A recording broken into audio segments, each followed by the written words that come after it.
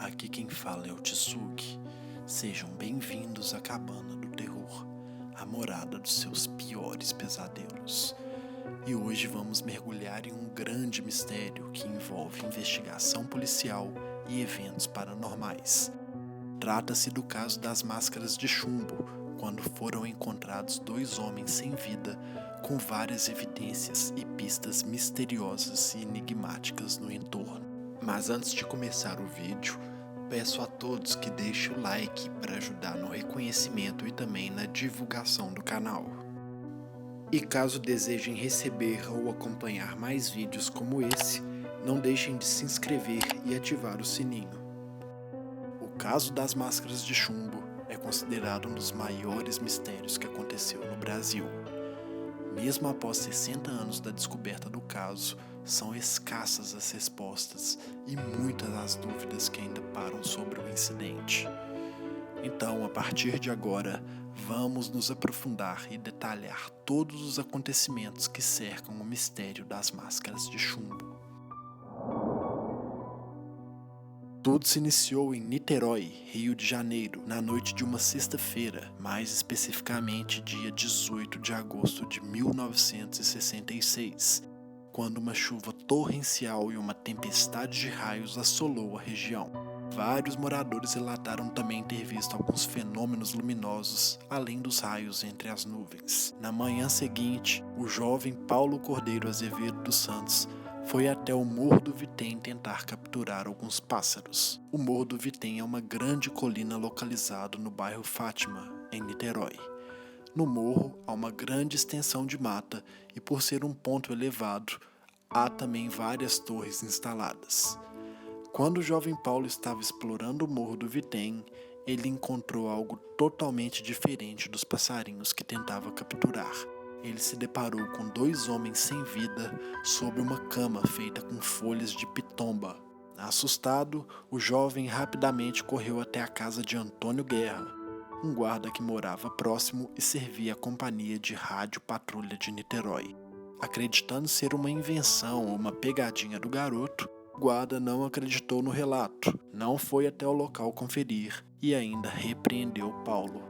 2 dias depois, por volta das 18 horas, outro jovem chamado Jorge da Costa Alves, de 18 anos, subiu o Morro do Vitem seguindo uma pipa que estava caindo do céu. Ele também se deparou com aquela visão assustadora e imediatamente comunicou o ocorrido aos oficiais da 2ª Delegacia de Polícia de Niterói. Os policiais, juntamente com os jornalistas, foram até o Morro do Vitem no dia 21 de agosto. Chegando ao local, os policiais se depararam com os 2 indivíduos que já estavam exalando mau cheiro. Por causa disso, uma das primeiras atitudes dos policiais foi aplicar formol para amenizar o processo de decomposição.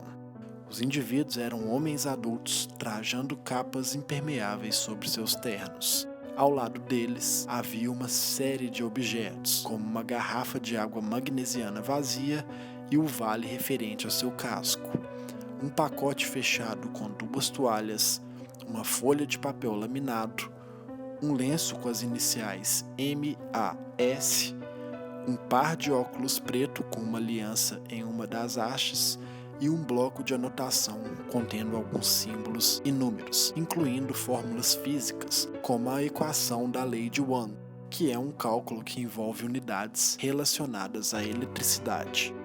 No local ainda foram encontrados alguns objetos bem enigmáticos, como 2 máscaras de chumbo, que comumente são usadas para a proteção dos olhos contra a radiação, e também um bilhete contendo a seguinte mensagem: 16h30, está local determinado. 18h30, ingerir cápsula após efeito, proteger metais, aguardar sinal, máscara. Na primeira inspeção dos indivíduos, não foi encontrado nenhum sinal de violência ou lesão.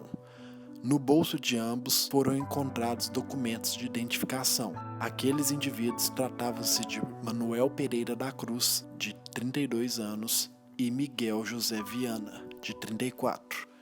Em seus bolsos ainda foram encontrados relógios e dinheiro, 157 mil cruzeiros com Manuel e 4 mil cruzeiros com Miguel. Manuel também estava portando um maço de cigarros quase no fim, o que levou os policiais a crer que eles não tinham a intenção de permanecer no local por muito tempo, pois caso fosse essa a ideia, ele estaria munido com uma quantidade maior de cigarros. Algo que chamou bastante a atenção dos policiais foi o fato das folhas de pitomba estarem cortadas na altura do talo, mas não foi encontrado nenhum objeto cortante no local ou com os indivíduos. Diante de tantas pistas e perguntas, naturalmente se iniciou uma investigação policial acerca desse incidente, na tentativa de reconstruir todos os passos que resultaram no trágico fim de Miguel e Manuel. A investigação rapidamente conseguiu levantar alguns dados pessoais sobre os dois indivíduos. Tanto Miguel quanto Manuel eram técnicos em eletrônica, o que justifica eles terem anotações sobre cálculos elétricos. E os dois também mantinham como hobby uma paixão fora do comum pela ufologia e paranormalidade. Os dois eram residentes do município de Campo dos Goytacazes, localizado na região norte fluminense. Acredita-se que as máscaras de chumbo tenham sido confeccionadas por eles mesmos, uma vez que foram encontrados restos de materiais utilizados para essa finalidade em suas oficinas. Exames grafotécnicos realizados nos bilhetes encontrados no Morro do Vitem também provaram que a caligrafia pertencia a Miguel.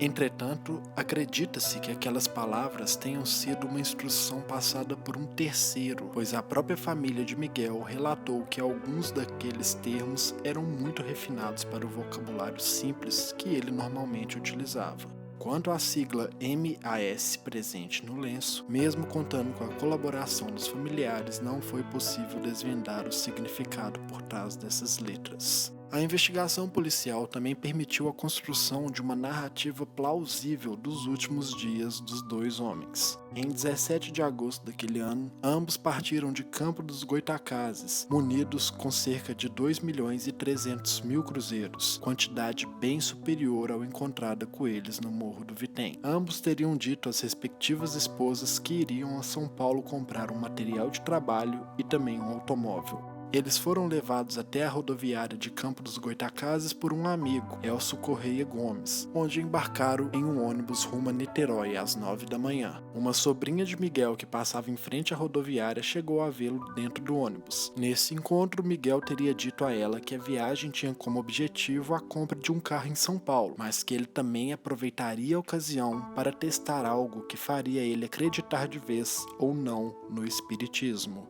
Os homens desembarcaram em Niterói às 14h30. A primeira coisa que eles fizeram foi ir até uma loja elétrica chamada Fluoscope, no centro de Niterói. O dono do estabelecimento era um antigo amigo de ambos, chamado Hernani de Carvalho Filho, e afirma que Miguel e Manuel não tiveram nenhuma atitude fora do comum. Na sequência, ambos foram até uma loja de roupas onde compraram as capas impermeáveis. Durante o relato, o dono da loja estranhou o fato deles comprarem as capas, mas não saírem de lá as usando, uma vez que chovia muito no momento. Saindo da loja, eles seguiram até um bar, onde adquiriram a garrafa de água magnesiana. O dono do bar relatou ainda que Miguel parecia estar muito nervoso e olhava para o relógio de pulso constantemente. Pelo fato deles terem pedido o Vale do Casco, acredita-se que eles tinham a intenção de voltar para o bar. A polícia acredita que após a ida ao bar,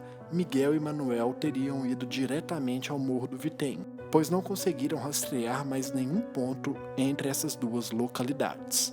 Entre o bar e o Morro do Vitem existia um centro espírita que pode ter alguma ligação com o caso, visto a curiosidade dos dois em testar algo relacionado ao espiritismo. Entretanto, essa provável ligação nunca pôde ser provada pelos investigadores. Segundo Raulino de Matos, um vigia que trabalhava próximo ao local, na noite do ocorrido ele viu dois homens com características similares a Miguel e Manuel chegarem ao Morro do Vitem em um jipe acompanhado por outras duas pessoas, sendo que uma dessas pessoas era um homem loiro. Após descerem do jipe, apenas Miguel e Manuel subiram o morro a pé, em meio à chuva e em meio à escuridão daquela noite. Outras testemunhas anônimas afirmaram que dias antes do incidente, um homem loiro havia perguntado a alguns rapazes da região qual a forma mais fácil de se atingir o topo do Morro do Vitem. Coincidentemente ou não, o zelador do centro espírita citado era loiro, mas novamente os investigadores não conseguiram relacioná-lo ao caso. Ao saber do sumiço de uma considerável quantidade de dinheiro, o delegado Venâncio Bittencourt questionou o guarda Antônio, aquele que foi negligente ao relato do garoto Paulo, o primeiro que viu os indivíduos enquanto tentava capturar pássaros no Morro do Vitem. Inicialmente, suspeitou-se que o guarda Antônio talvez possa ter ido ao local para se apropriar de alguns bens, porém, nada disso foi comprovado. Embora a investigação policial tenha conseguido reconstruir boa parte do trajeto feito por Miguel e Manuel, ela não foi suficiente para sanar todas as dúvidas, principalmente desvendar o que aconteceu no Morro do Vitem. Diante disso, se iniciou uma investigação médica para tentar solucionar o que teria causado o incidente. Nos exames feitos pelo legista Astor Pereira de Melo, nenhum sinal de ferimento, envenenamento ou distúrbio orgânico foi constatado, não sendo possível então determinar o que causou aquilo a Miguel e Manuel. Estima-se que Jorge, o garoto da pipa que comunicou o fato à polícia, encontrou os dois homens cerca de 3 dias após o incidente, baseado no estado físico que os dois homens apresentavam. Um aspecto interessante e misterioso é que mesmo durante esses 3 dias no meio da vegetação, eles não sofreram nenhum tipo de ataque de animais como roedores e urubus. Diante da presença de uma pista que indicava a ingestão de uma pílula, logo se suspeitou que pudesse ter ocorrido um envenenamento. Algumas fontes afirmaram que não foi possível fazer nenhum exame toxicológico, dadas as alterações que os indivíduos apresentavam quando foram encontrados. Entretanto, o próprio Astor, legista do caso, em entrevista à Globo em 1990, disse ter colhido amostras, mas os resultados foram todos negativos para a presença de alguma substância tóxica. Diante disso, o atestado de ambos foi lançado com a causa indeterminada. No documento houve algumas rasuras, pois os legistas se recusaram a assinar, sendo necessário coletar a assinatura de outros médicos. No dia 25 de agosto de 1967, cerca de um ano após o ocorrido, a Justiça ordenou a exumação para a realização de novas análises. Assustadoramente, Miguel e Manuel permaneciam com a condição corporal intacta, mesmo após tanto tempo.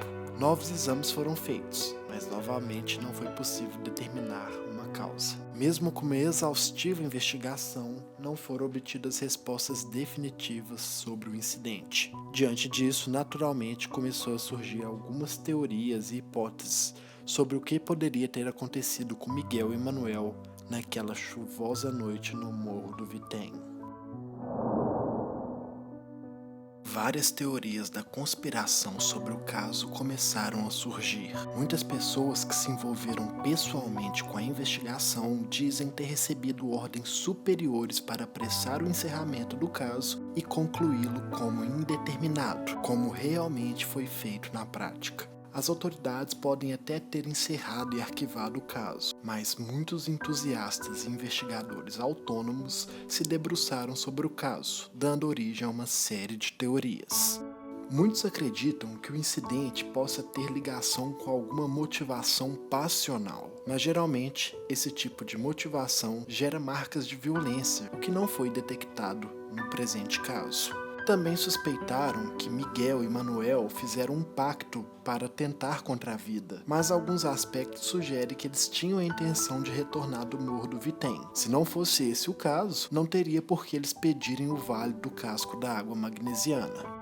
Mesmo com os resultados negativos na perícia médica, a hipótese de intoxicação sempre foi considerada, uma vez que os métodos para a detecção de toxina na década de 60 não eram tão refinados, e isso poderia resultar em um resultado falso negativo. Além disso, muitos suspeitam que a cápsula citada no bilhete pode ter reagido com a água magnesiana e formado uma reação fatal.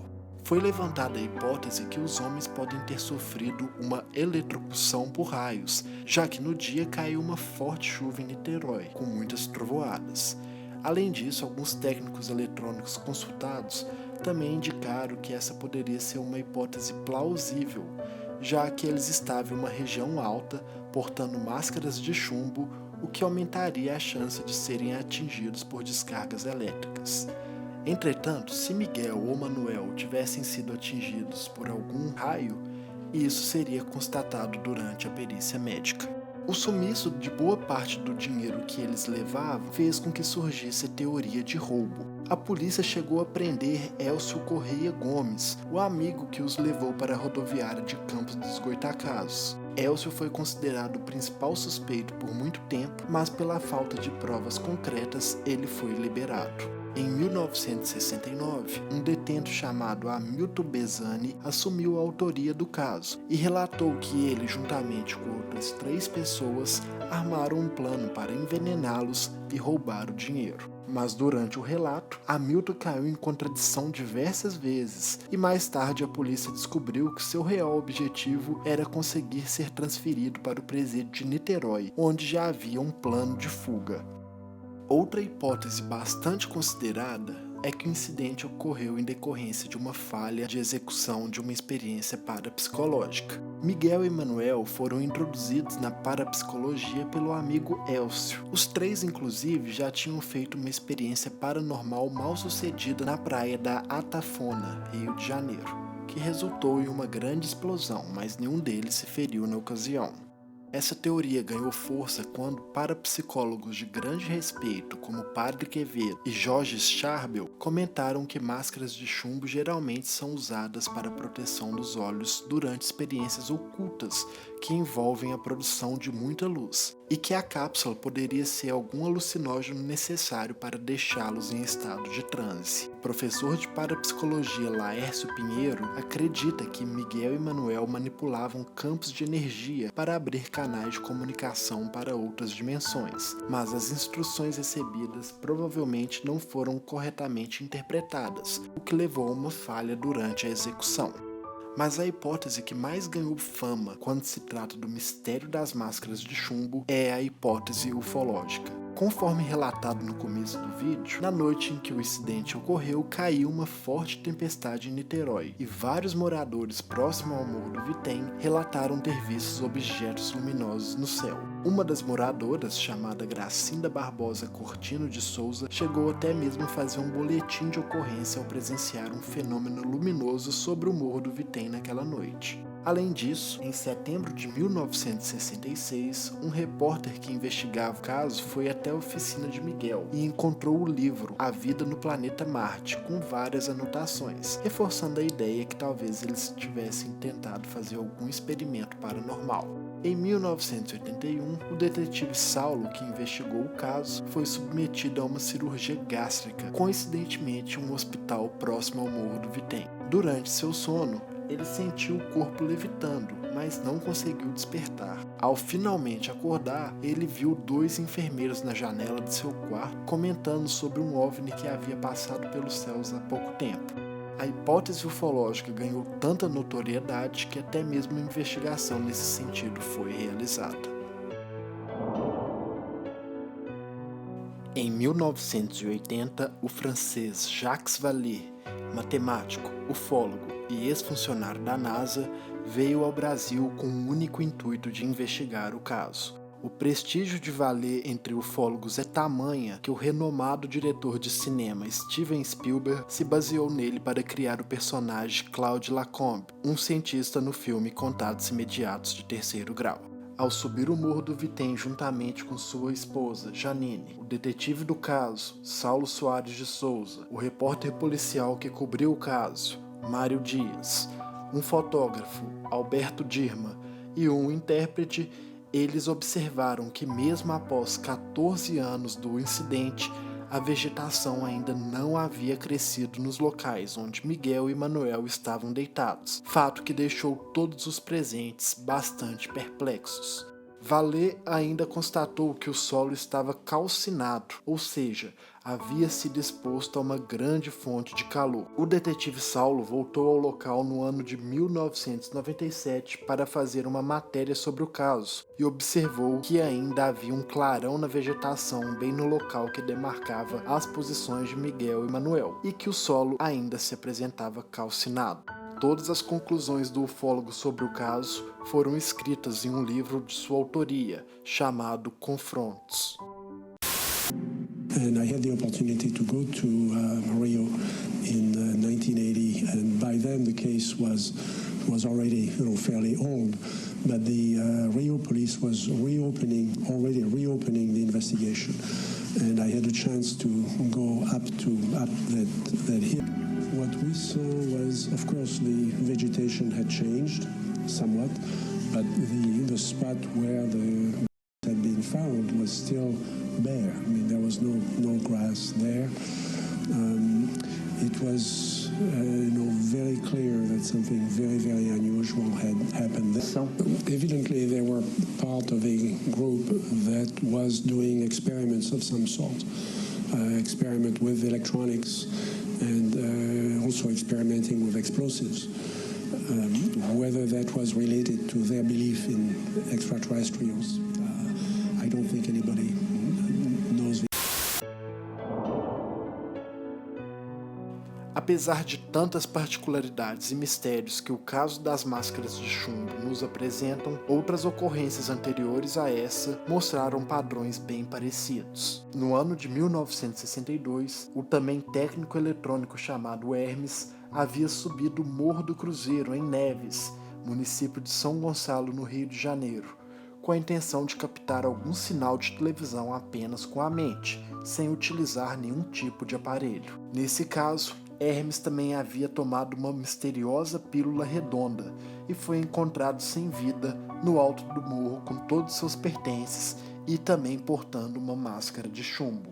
O caso Hermes foi apresentado pelo investigador José de Souza Areias, porém a polícia não descobriu nada de concreto sobre essa ocorrência. No livro Confrontos, escrito pelo ufólogo Jacques Vallée, o autor cita o caso Grumari, de 1986, como um episódio de acidentes durante experiências paranormais que tentava comunicação com outras entidades. Porém, nenhum OVNI foi avistado relacionado a esse caso. Com isso, chegamos ao final de mais um vídeo. Não se esqueçam de deixar suas opiniões, dúvidas e sugestões de temas nos comentários. Com certeza nos reuniremos novamente no próximo vídeo, pois vocês podem até adentrar a cabana do terror, mas jamais conseguirão sair.